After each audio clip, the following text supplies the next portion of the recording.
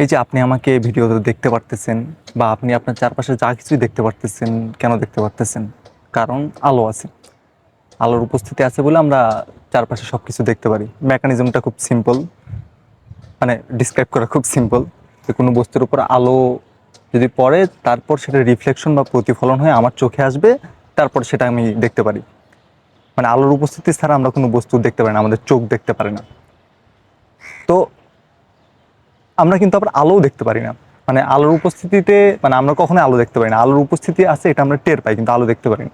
এটা একটু খটকা লাগতে পারে, যে ভাবতে পারেন যে আমি রাতের বেলা যদি টর্চ চালাই, আলো কোন দিক দিয়ে যাচ্ছে আমি তো দেখতে পারতেছি, মানে তুমি আলো দেখতে পারতেছি না। অ্যাকচুয়ালি আপনি আলো দেখতে পারেন না। আপনি যেটা দেখেন যে টর্চের আলো যে পথ ধরে যায়, সেই পথে যে ধূলিকণা বালিকণা থাকে সেটা রিফ্লেকশন আপনি দেখতে পারেন, যার সব তো অন্ধকার।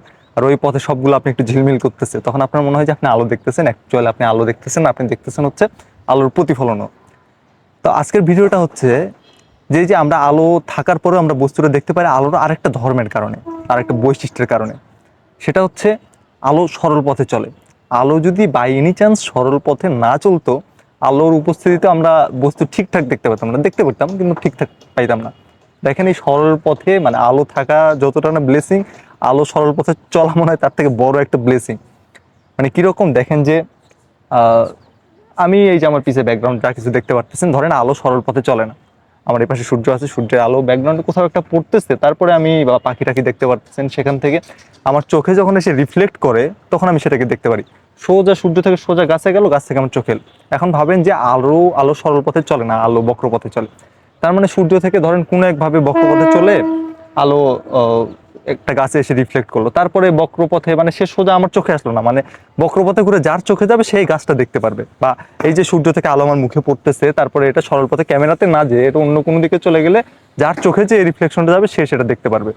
মানে আমরা মানে যেসব বস্তু দেখতে পারতাম, আমি হয়তো যে ভিডিওটা দেখতেছেন, কথার কথা সে বাংলাদেশে না অন্য কোথাও বসে দেখতেছেন বা অন্য কোথাও এখন স্টে করতেছেন, আমি বাংলাদেশে বসে তার ছবি দেখতেছি, কিন্তু আমি জানি না আরে এই এই ব্যক্তি বা বস্তুকে আমি দেখতেছি চোখে, কিন্তু কোথা থেকে দেখতেছি আমি টের পাচ্ছি না, কারণ তার ওপর আলো প্রতিফলিত হওয়ার পর বক্রপথে কোথায় না কোথায় যেয়ে তারপর আমার চোখে আসছে। ইভেন আলো যদি সর্বপ্রথম না চলতো, আমি যে ক্যামেরাতে রেকর্ডিং করতেছি বা ছবি তোলেন আপনারা ছবি তুলতেছি, এটা আমরা করতে পারতাম না। কেন? কারণ আলো তো মানে ক্যামেরা যখন বস্তুকে ক্যাপচার করবে তখন তো সরাসরি আলোটা ক্যামেরাতে মানে বস্তুর উপর থেকে প্রতিফলিত হবে, কিন্তু না, সে তো বক্রপথে অন্য কোথাও চলে গেছে, তাকে আমি খুঁজেই পাবো না। তো এরকম আরেকটা অসুবিধা হতে পারে প্রাইভেসি।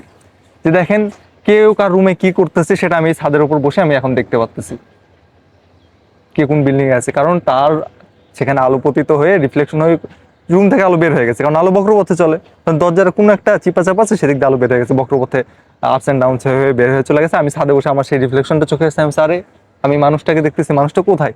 মানে প্রাইভেসির একটা হ্যাম্পার হয়ে যেত। আমি চিনি না জানি না কি দেখতে যাচ্ছে না যাচ্ছে, কোনো ঠিক ঠিকানা থাকতো না, আমি দেখতেছি আমার চোখ দেখতেছে এখন কোথায় এটা আছে না আছে, আমি কিছুই জানি না। তারপরে আমরা দূরবীন দিয়ে দূরে কিছু দেখতে পারতাম না, মাইক্রোস্কোপে আমরা কোনো কিছু ওইভাবে দেখতে পারতাম না। এগুলো হচ্ছে অসুবিধা। এরকম আপনি একটু ভাবতে থাকলে এরকম আরো বহু অসুবিধা আপনারা নিজেরাই খুঁজে পাবেন। এরপর আসি একটা সুবিধার কথা বলি। ঠিক সুবিধা বলা যাবে না, আমরা ইন্টারেস্টিং একটা থট বলি।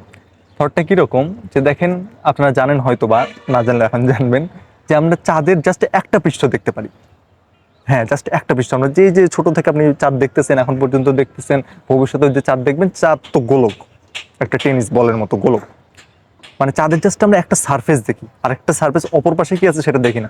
সবকিছু তো ঘুরতেছে, মানে পৃথিবীও ঘুরতেছে, চাঁদও ঘুরতেছে, চাঁদের একটা সারফেস খালি পৃথিবীর মুখ করে আছে, আর চারপাশে পৃথিবীর চারপাশে তো ঘুরতেছে, একটা রোটেশন হচ্ছে।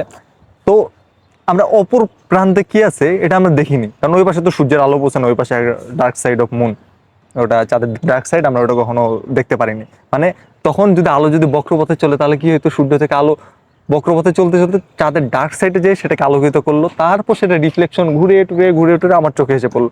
আরে আমি তো চাঁদের ডার্ক সাইড দেখতেছি। এইভাবে চাঁদ সেটা ডার্ক সাইড আমরা দেখলে হয়তো দেখতে পারতাম তখন, মানে সেটা যে বক্রপথে এসে আমার চোখে আসবে এরকম না, বাট কেউ না কেউ হয়তো অবজার্ভ করতেই পারতো, যেহেতু আলো বক্রপথে চলতেছে। তো আপনার কি মনে হয় যে আলো বক্রপথে চললে আর কি কি নতুন নতুন জিনিস এক্সপিরিয়েন্স করতে পারতেন? কমেন্টে জানাতে পারেন। আর ভিডিও ভালো লাগলে শেয়ার, সাবস্ক্রাইব বা আর যে যে অপশন পান ইউজ করতে ভুলবেন না। ধন্যবাদ দেখার জন্য।